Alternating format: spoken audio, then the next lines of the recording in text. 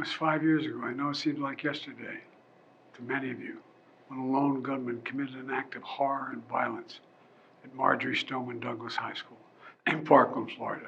We continue to mourn the 14 students who had their whole lives ahead of them and the 3 educators who showed until the end that teaching and coaching isn't what they do, it's who they are.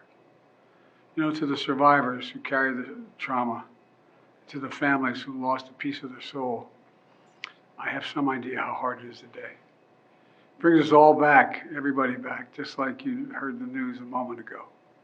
But what I admire most about all of you is how you found purpose through your pain. The world has already seen how strong you are, how resilient you are, and how giving you are.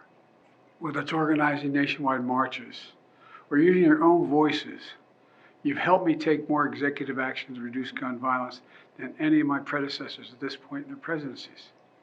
We've reined in ghost guns, cracked down on gun trafficking, increased resources for violence prevention.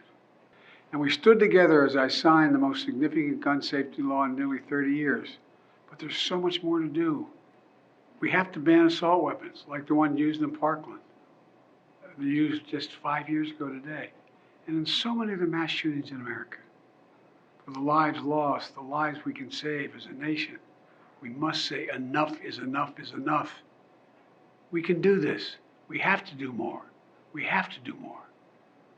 God bless the 17 loved ones we've lost, the countless loved ones left behind. May God bless you all. Got to meet almost all of you. You're an incredible group of people.